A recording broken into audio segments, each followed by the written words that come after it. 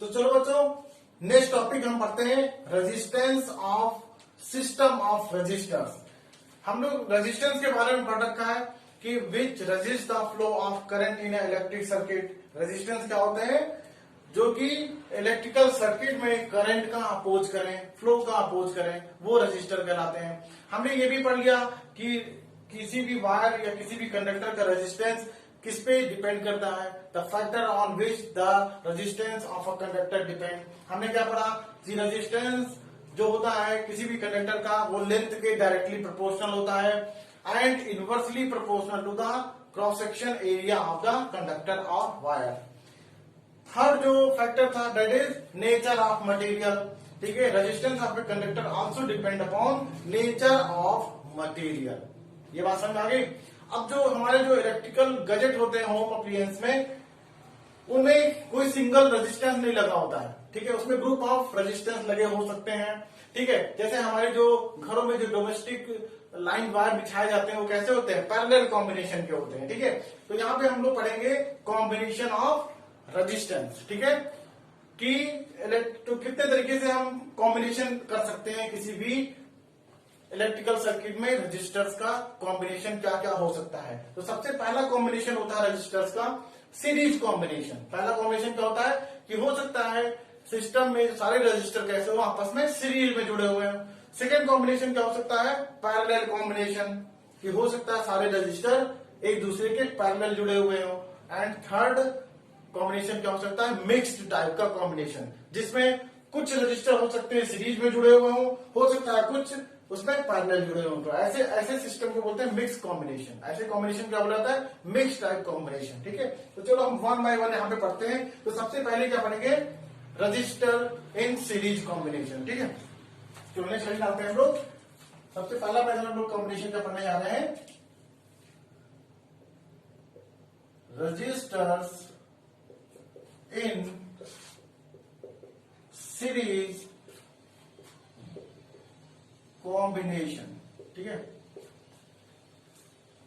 ये सारे register series combination में किसी सिस्टम में, तो उसका इक्विवेलेंट या रिजल्टेंट रेजिस्टेंस कैसे निकालते हैं उसके बारे में पढ़ते हैं। तो सबसे पहले हमको पहचान आनी चाहिए कि क्या गिवन सर्किट में सारे रजिस्टर सीरीज में है या पैरेलल में है।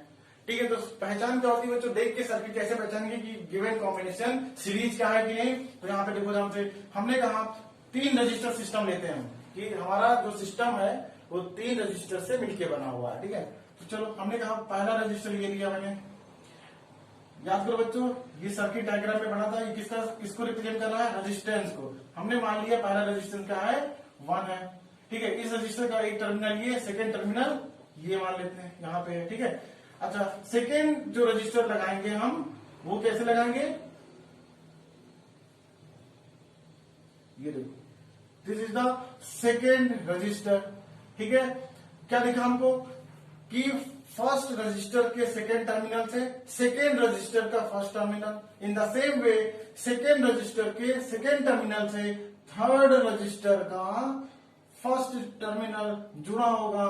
तो ये कॉम्बिनेशन क्या होगा? हमारा सीरीज कॉम्बिनेशन होगा। कौन सा कॉम्बिनेशन? सीरीज कॉम्बिनेशन होगा। ठीक है, चलो सर्किट को पूरा करते हैं। बैटरी वैटरी से जोड़ना पड़ेगा, करंट हमको फ्लो कराना है इसमें। तो चलो ठीक है, हमने बैटरी बनाने के लिए हमने पहले सर्किट में क्या बनाया? एक अमीटर लगाया जो कि करंट को मेजर करेगा। यहाँ पे लगा दिया मैंने बैटरी। ठीक है, बैटरी क्या होता है? It is the combination of, क्या बोल सकते हैं, सेल्स का कॉम्बिनेशन होता है। ठीक है, एक लगा देते हैं हम, की लगा देते हैं यहाँ पे। एक सिंपल सर्किट में ये 3 चीज मिनिमम होनी चाहिए। ठीक है, की लगा दिया, ये देखो। ठीक, तो ये कॉम्बिनेशन ऑफ रजिस्टर क्या कहलाएगा? सीरीज कॉम्बिनेशन कहलाएगा। ठीक है, तो देख के कैसे पहचानेंगे कि फर्स्ट का सेकेंड टर्मिनल सेकेंड के फर्स्ट टर्मिनल से, इन द सेम वे सेकेंड का सेकेंड टर्मिनल थर्ड के फर्स्ट टर्मिनल से जुड़ा होगा। तो ये कॉम्बिनेशन हमारा क्या कहलाएगा? सीरीज कॉम्बिनेशन कहलाएगा। ठीक है, अभी क्या सर्किट में करंट फ्लो कर रही होगी? हमने कहा नहीं, क्यों? क्योंकि ये हमारा की जो प्लग है अभी कैसा? ऑफ मोड में, ओपन है। ठीक है, तो हमें ऑन कैसे करेंगे? हमने कहा ये सिंबल लगा दिया, एक पॉइंट रख दिया, तो मतलब अभी हमारा क्या हुआ? ये सर्किट क्या होगा? क्लोज हो गया, स्विच ऑन हो गया। ठीक है, जैसे ही ऑन हुआ इसमें करंट फ्लो होना शुरू हो गया। पॉजिटिव टर्मिनल, सर्किट के पॉजिटिव टर्मिनल से बैटरी के निगेटिव की ओर क्लॉकवाइज करंट फ्लो हो जाएगा। ठीक है, चलो ये दिखा दिया, ये दिखा दिया। ठीक है, करंट मान लिया कितना आ रही है, इसमें सर्किट में आई करंट फ्लो कर रही है, ठीक है। अच्छा बताओ, इस करंट को जब आगे गया यहाँ पे तो क्या दिखा, रजिस्टर, तो ये करंट रजिस्टर के क्रॉस जाएगा।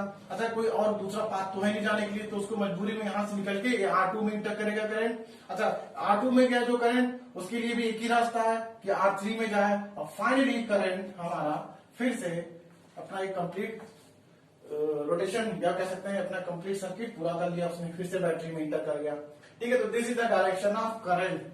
बात समझ आ गई। तो क्या देख रहे हैं कि सीरीज कॉम्बिनेशन पहचानने का दूसरा तरीका क्या बोला कि जो करंट होगी, ये सारे रजिस्टर सीरीज कॉम्बिनेशन में होंगे, तो करंट जो होगा सभी में सेम होगा जो कि बैटरी दे रही होगी। ये बात समझ आ गया। सीरीज कॉम्बिनेशन में करंट क्या होगा, सब में सेम होने वाला है। ये बात समझ आ गई। चलो अब यहाँ पे लगाते हैं ओम्स लॉ। ओम्स ने क्या बोला था कि किसी भी कंडक्टर के क्रॉस पोटेंशियल डिफरेंस, किसी भी कंडक्टर के क्रॉस पोटेंशियल का डिफरेंस कितना होगा, तो हमने कहा चलो पहले R1 के क्रॉस जान ले। तो उन्होंने क्या बोला, जो पोटेंशियल V1 होगा इसके क्रॉस, वो प्रोडक्ट होगा किसका, करंट का, और उसमें उसके रेजिस्टेंस का प्रोडक्ट। बात समझ आ गई कि potential drop across the first resistor क्या होगा, उसमें बहने वाली करंट इनटू वहां का रेजिस्टेंस। समझ में आ गया। इन the same way second register के क्रॉस पोटेंशियल का ड्रॉप कितना होने वाला है, V2। हमने कहा इसमें बहने वाली करंट इनटू यहाँ का रेजिस्टेंस। बोलो बात समझ आ रही है। इन the same way third register में कितना पोटेंशियल ड्रॉप होगा, थर्ड रजिस्टर के क्रॉस कितना पोटेंशियल का ड्रॉप होगा, हमने कहा उसमें बहने वाली करंट इनटू वहां का रेजिस्टेंस। ये बात समझ आ गई। बोलो ये बात समझ आ गई। तो इसके क्रॉस पोटेंशियल ड्रॉप कितना होगा, फर्स्ट रजिस्टर के क्रॉस V1, सेकंड के क्रॉस V2 एंड थर्ड के क्रॉस V3, ठीक है। तो टोटल कॉम्बिनेशन का जो पोटेंशियल ड्रॉप कौन दे रहा होगा, बैटरी। हमने मान लिया बैटरी का पोटेंशियल कितना भाई, V है, ठीक, कितना है, V मान लेते हैं। तो बताओ इनको पोटेंशियल मतलब क्यों यहाँ पे करंट क्यों फ्लो किया, बिकॉज ऑफ बैटरी के कारण, ठीक है। तो टोटल जो पोटेंशियल होगा, वो सम होगा of the potential of individual resistor, ठीक है। तो टोटल पोटेंशियल कितना दे रहा होगा, will be the sum of potential drop across individual resistor, ठीक है। तो हम क्या ले सकते हैं यहाँ से क्वेश्चन, जो V होने वाला है वो सम होगा potential drop across individual register. बोलो ये कह सकते हैं यहाँ पे, ठीक है। तो इन सबके पोटेंशियल का सम जो होगा वो नेट बैटरी के पोटेंशियल के बराबर होगा, ठीक है। चलो वैल्यू करते हैं यहाँ पे, V1 V2 की वैल्यू करते हैं। तो V1 कितना हो गया भाई, I R1, in the same way V2 I R2 and V3 I R3 हो गया। ये बात समझ आ गई। चलो अब हम क्या मानते हैं कि ये तीन अलग अलग रजिस्टर ना होते, एक सिंगल रजिस्टर होता, ठीक है। हमने क्या बोला, ये तीन अलग अलग रजिस्टर ना होते, इसकी जगह हम एक ऐसा रजिस्टर लेते जिनका रिजल्टेंट रेजिस्टेंस इन तीनों के सम के बराबर होता, ठीक है। तब एक इक्विवेलेंट सर्किट बना ले।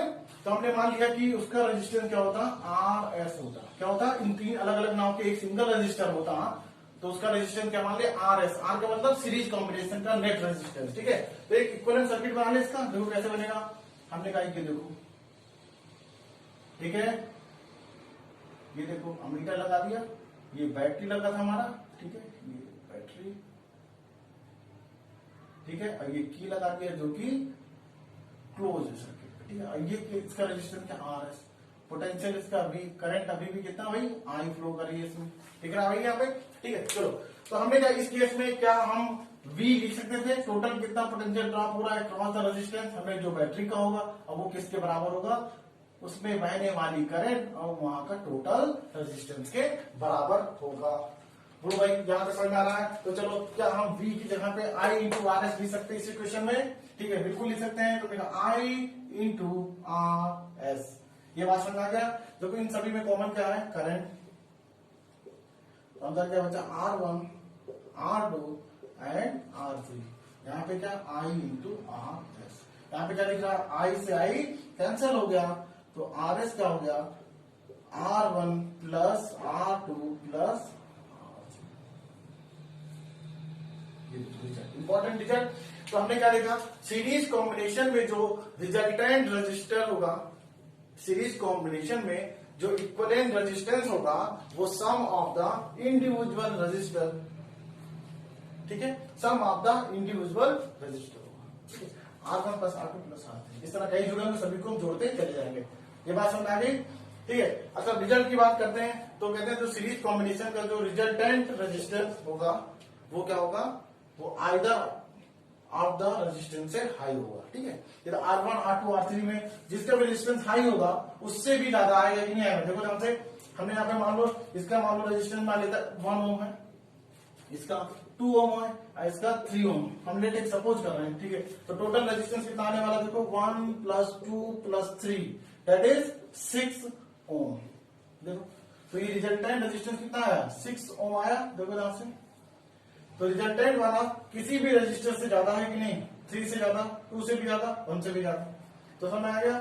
तो सिंपल सा इस पे क्वेश्चन इस पे बनते हैं, तो ये क्वेश्चन करते हैं तब अच्छे से क्लियर होगा। और ये वाला समझ है इंपॉर्टेंट है, पूछा जाता है इसका डेरिवेशन, ठीक है। तो चलो एक क्वेश्चन है, इसको हटा दूं, क्वेश्चन लिखते हैं। तो बच्चों ये एक एनसीईआरटी का इंटेक्स क्वेश्चन है। इसमें क्या बोला कि एक इलेक्ट्रिक बल्ब है, ठीक है, इलेक्ट्रिक लैंप है जिसका रेजिस्टेंस 20 ओम है, और एक कंडक्टर है जिसका रेजिस्टेंस 4 ओम है। ये दोनों किससे जुड़े हैं, एक बैटरी से जुड़े हैं जिसका पोटेंशियल कितना 6 वोल्ट का पोटेंशियल है इसके पास, ठीक है ना। अब देखो ध्यान से, इसमें क्वेश्चन क्या पूछा गया कि what will be the net resistance of the circuit, ठीक है, नेट रेजिस्टेंस सर्किट का क्या होगा। सेकेंड चीज पूछा कि what will be the value of current, current की वैल्यू क्या होगी। और थर्ड क्या पूछा कि इंडिविजुअल रेजिस्टेंस के क्रॉस, मतलब कंडक्टर के cross as well as electric lamp के क्रॉस पोटेंशियल डिफरेंस कितना होगा। ये बात समझ आ गई क्वेश्चन में, ठीक है। तो चलो सॉल्व करते हैं। सबसे पहला पार्ट क्या है इसका कि नेट रेजिस्टेंस, तो हमको देखना पड़ेगा अब लगाने से पहले, अभी तो हम सीरीज पढ़ा इसलिए पता है कि सीरीज को क्वेश्चन दिया गया होगा, ठीक है। लेकिन पहचानिए कैसे, हमने क्या देखा, करंट गया यहाँ पे आई गया, अच्छा उसके पहचाने क्या है कि रास्ता, देखो ध्यान से 4 ओम कंडक्टर के साथ जाएगा, इसके बाद यही सेम करंट इलेक्ट्रिक लैंप से होकर निकलेगा और फिर रात में बैटरी में वापस चला जाएगा। ये बात समझ आ रही है। तो मतलब क्या हुआ, करंट की वैल्यू सेम, मतलब ये दोनों आपस में कैसे होंगे, कंडक्टर और इलेक्ट्रिक लैंप सीरीज कॉम्बिनेशन में होंगे। तो हमको अभी पता कि सीरीज फर्स्ट पार्ट करते हैं इसका, ठीक है। फर्स्ट पार्ट क्या है इसका कि नेट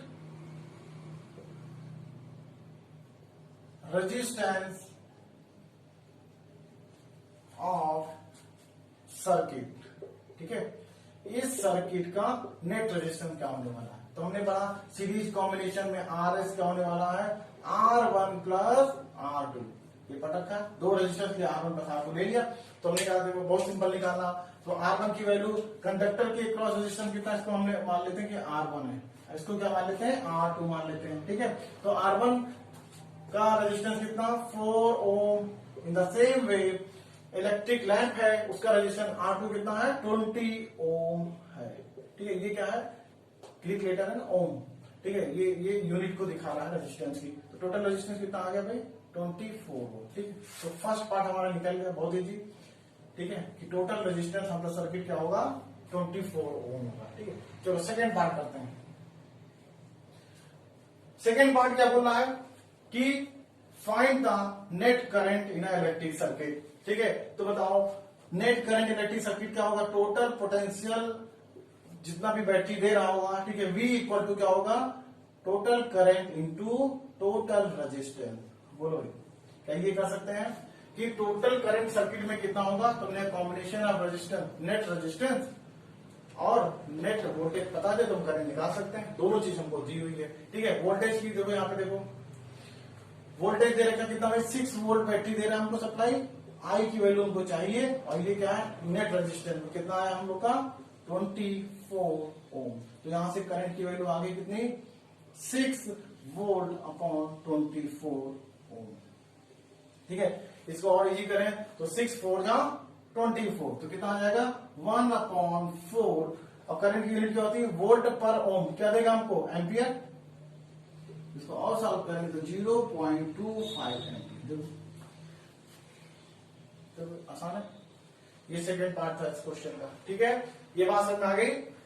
चलो थर्ड देखें। थर्ड पार्ट क्या पूछा था उसने कि what will the potential difference across each resistor, ठीक है। अलग अलग रजिस्टर के क्रॉस पोटेंशियल का डिफरेंस कितना होने वाला है। तो अभी मैंने बताया इसके क्रॉस पोटेंशियल डिफरेंस कितना होगा V1 किसके बराबर होगा। देखो यहाँ से हमने कहा उसमें बहने वाली करंट इंटू वहां का resistance in the same way electric lamp के क्रॉस पोटेंशियल डिफरेंस क्या होगा, उसकी बहने वाली करंट इनटू वहां का रेजिस्टेंस। बात समझ गई? तो थर्ड पार्ट निकाला जा सकता है बिल्कुल। हमने कहा सी सेक्शन जो क्या बोला कि V1 क्या होने वाला है, हमने कहा आई करंट कितनी आ गई 1/4 ही कर लेते हैं अभी, 1/4 करंट है इनटू रेजिस्टेंस वहां का कितना है 4 ओम, दैट इज 1 वोल्ट। ठीक है, बात समझ आ गई? तो इसके क्रॉस पोटेंशियल कितना आ गया भाई, इस कंडक्टर के क्रॉस पोटेंशियल कितना आ गया 1 वोल्ट का आ गया। इन द सेम वे क्या 2 के क्रॉस निकाल सकते हैं या इलेक्ट्रिक लैंप के क्रॉस, हमने कहा बिल्कुल वहां का रेजिस्टेंस कितना 20 ओम। ठीक है, इनटू करंट फ्लो कर रहे हैं कितना 1/4 दैट इज 0.25 एम्पियर, तो कितना आ गया भाई 5 वोल्ट। तो थर्ड बात भी आसान हो गया। बोलिए ये बात समझ आ गई?